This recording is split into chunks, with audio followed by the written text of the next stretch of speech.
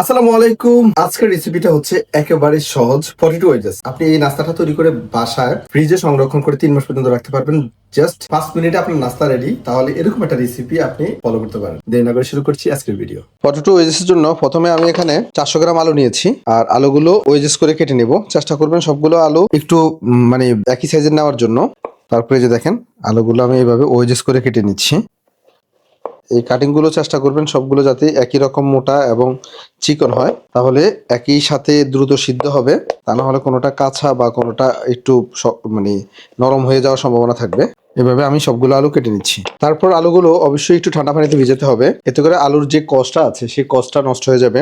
আলুর কষ থাকলে মূলত আলু দ্রুত কালো হয়ে যায়। আর এখন অনেকে বলতে পারেন যে চামড়া কি ফেলতে হবে কিনা। আলুর যে স্কিনটা আছে সেটা ফেলার কোনো প্রয়োজন নেই, কারণ এটা ফ্রাই করলে এটা অনেকটা ক্রিস্পি হয়ে যাবে। তো এটা মাথায় রাখবেন। তো এই জন্য আলুর স্কিন গুলো আমি ফেলতেছি না। আর আপনারা চাইলে যদি মনে হয় যে আলুর স্কিন খাবেন না, সেক্ষেত্রে অবশ্যই আলুর স্কিনটা ফেলে দিবেন। তো পানিতে ওয়াশ করে 10-15 মিনিট আমি ভিজিয়ে তারপর নেক্সট প্রসেসটা দেখাচ্ছি। তারপরে এখানে আমি 1.5 লিটার মতো পানি গরম করে নিয়েছি, আর দিচ্ছি আমি 1 টেবিল স্পুনের মতো লবণ এবং দিচ্ছি 1 টিস্পুন হলুদের গুঁড়া। তারপর আলুগুলো ছেড়ে দিচ্ছি। আলুটা এখন প্রপারলি সিদ্ধ করে নেবেন, ফুল সিদ্ধ করে নেবেন। তারপর নেক্সট স্টেপগুলো দেখাচ্ছি। তারপর আমি একটা বলে পানি নিয়ে দিচ্ছি 1 কাপ। কর্নফ্লাওয়ার দিচ্ছি 1 কাপের 4 ভাগের 1 ভাগ, অ্যারারুট যেটাকে বলি আমরা, অর্থাৎ 1/4 কাপ। আর ডিম দিচ্ছি একটা, হাফ টি স্পুন লবণ। তারপরে এটা ভালো করে হুইস্ক করে নিচ্ছি। তারপর দিয়ে দিচ্ছি স্পাইস গুঁড়োর বেসন মিক্স 1 কাপের 4 ভাগের 1 ভাগ। বেসন মিক্সটা না থাকলে আপনারা একটু ময়দা দিতে পারেন, তবে বেসন মিক্সটা দিলে স্পেশাল একটা ফ্লেভার পাবেন। স্পাইস গুঁড়োতে এটা পেয়ে যাবেন খুবই কম প্রাইস। তো এটা এই বেসন মিক্স দিয়ে আপনারা যে কোনো ধরনের ভাজা পোড়া, চিকেন ফ্রাই এগুলো করতে পারবেন। তো চাইলে আপনারা সংগ্রহ করে নিতে পারেন স্পাইস গুঁড়োর ওয়েবসাইট অথবা হটলাইন থেকে। তো ভালো করে মিক্স করে নিচ্ছি, আরো একটু দিতে হবে। তারপর আরো 1/4 কাপ অর্থাৎ 1 কাপের 4 ভাগের 1 ভাগ দিয়েছি। দুইবারে মিক্স করবেন, এতে করে চাকা বাঁধার সম্ভাবনাটা কম থাকবে, অথবা একটু চেলে নেবেন। এটার কাজ শেষ। তবে এখানে একটা কথা হচ্ছে, আপনারা যদি একটু হালকা বাচ্চাদের জন্য বানান, এখানে একটু সুগার অ্যাড করবেন, হাফ টেবিল স্পুন সুগার। আর এটা টোটালি অপশনাল, না মন চাইলে দেওয়ার প্রয়োজন নেই। বাস এটার কাজ শেষ। এখন নেক্সট প্রসেসটা দেখাচ্ছি। আলুগুলো যখন প্রপারলি সিদ্ধ হয়ে যাবে তারপর তুলে নেবেন। তবে আমি সাজেস্ট করবো যারা একেবারে নতুন তারা আলুটা 90% সিদ্ধ করবেন, প্রপারলি সিদ্ধ করার প্রয়োজন নেই, কারণ তা না হলে ভেঙে ফেলার একটা সম্ভাবনা থাকবে। তারপর আমি এখানে নিয়ে নিচ্ছি ব্রেড ক্রাম।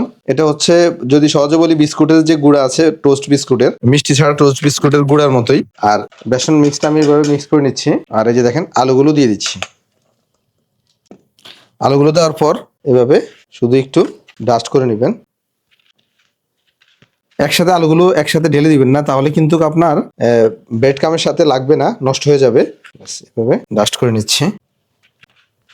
অনেকেই এই যে কোটিংটা, সেই কোটিংটা একটু মোটা পছন্দ করে। সেক্ষেত্রে কি করবেন, একবার এইভাবে ডাস্ট করার পর আবারও সেম বেসনের পানিতে ভিজাবেন, ভিজানোর পর আবার তুলবেন, আবার দিবেন। এই একটা পদ্ধতি। আরেকটা পদ্ধতি হচ্ছে, বেসনটা যখন মিক্স করবেন তখন অবশ্যই আমি যে বেসনের যে দিয়েছি, পরিমাণটা দিয়েছি, সেই পরিমাণটা একটু ডাবল করে দিবেন। তাহলে বেসন মিক্সটা একটু মোটা হলে এই আলুটাও মোটা হবে, এই মানে এই কোটটাও মোটা হবে। তবে আমার কাছে পাতলা কোটিংটা বেশি ভালো লাগে, কারণ পাতলা কোটিংটার টেস্ট বেশি, আর মোটাটা আলুর টেস্ট পাওয়া যায় না, শুধু বেসনের টেস্ট পাওয়া যায়। যার কারণে আমি মোটা কোটিং করি না, বাট আপনাদের যদি পছন্দ হয় যে মোটা কোটিংটা, সেক্ষেত্রে মোটা করে নেবেন। এভাবে আমি সবগুলো আলু এইভাবে কোটিং করে নিয়েছি। তো আমি এখন ফ্রাই করে দেখাচ্ছি। তারপর আমি তেল গরম করে নিয়েছি, তারপর ওই ওয়েজেস গুলো আমি ছেড়ে দিচ্ছি।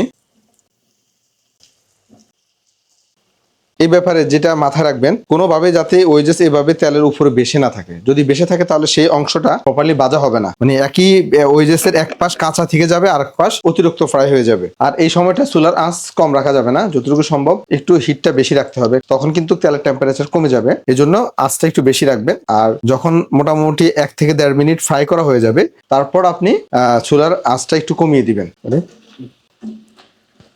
যখন একবারে ক্রিস্পি ফ্রাই হয়ে যাবে, গোল্ডেন কালার, তখন তুলে নেবেন।